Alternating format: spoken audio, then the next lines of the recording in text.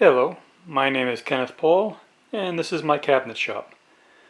This is a pistol case for a Ruger markIII slab side. And you can see here where I have inlet the Ruger symbol through the lid of the box. Now the difference between inlet and inlaid is just mortised into a certain thickness. On inlet, the design is cut all the way through. So this lid is 5/16 of an inch thick, so that Ruger symbol goes all the way through. It's also 5/16 thick.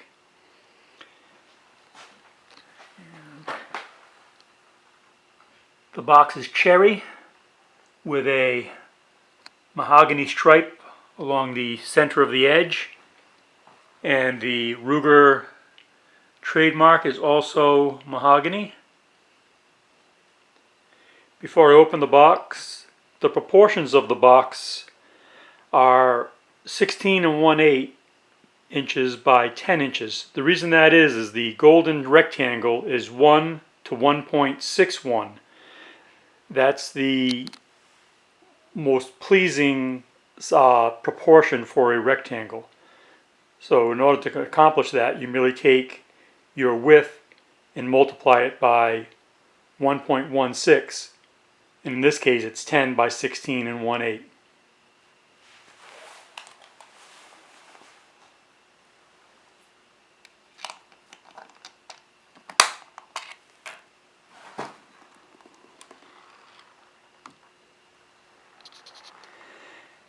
Now I like to use sauce hinges, barrel hinges.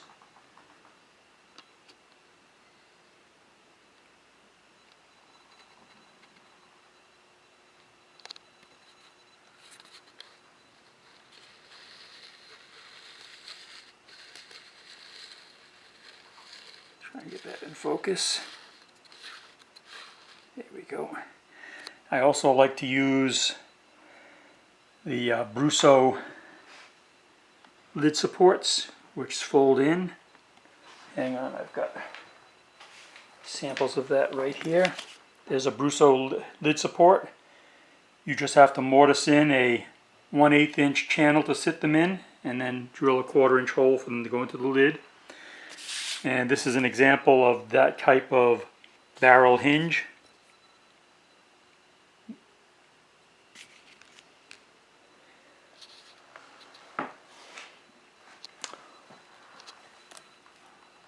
The lock is available through Woodcraft Supply.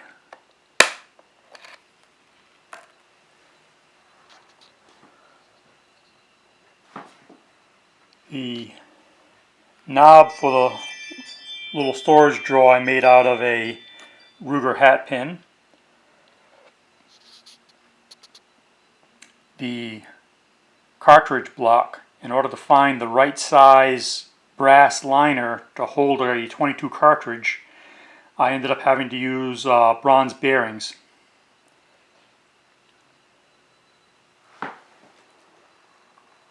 The box is lined with green wool felt.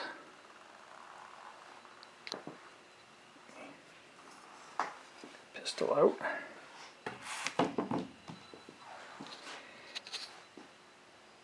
Now the way I fit a box like this is I cut a piece of 2x8, well in this case a piece of 2x8, and then I trace around the gun, cut the gun out, and then a spot for the magazine, for cartridges, and for a small miscellaneous box.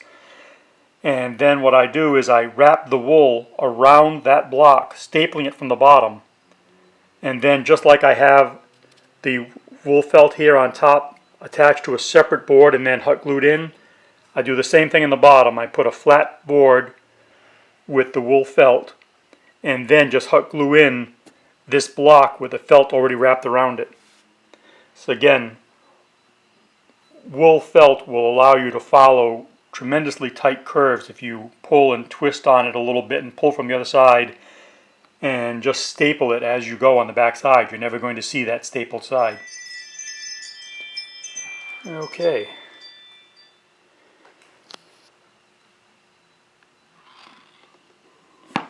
when making a box like this, I don't make them in two pieces. I find it's best to build the box as a solid box and then cut it in half. But the best way to do that I have found is to not cut all the way through.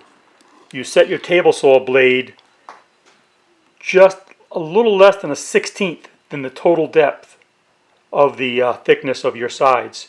Run your cut all the way around, and that tiny piece of wood you left, you can just cut out with a utility knife later, and then just sand out that little bit. That stops the box from, if you don't leave that little bit of wood, when you do your last cut, the box can close in on the blade and you can get burn marks from the blade.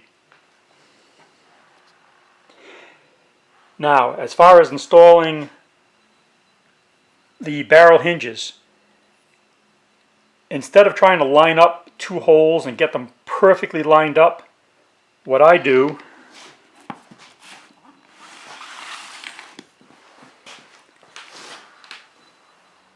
is, you can barely see it, but there's a line across the back here. What I do is I rip off a 1/2 inch, drill my holes right through, then I glue that 1/2 inch back on, and then I build my box.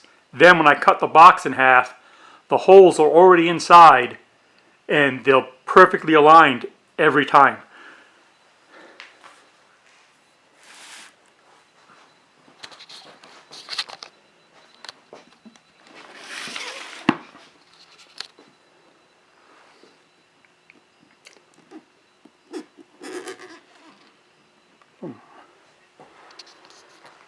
Alright, if you have any questions on the construction, please just let me know. And again, I'm Kenneth Paul, this is my wood shop, and these are the kinds of things I produce here. And if you care to, feel free to subscribe, and you'll see my next project. Alright, thank you very much. Have a good day. Bye-bye.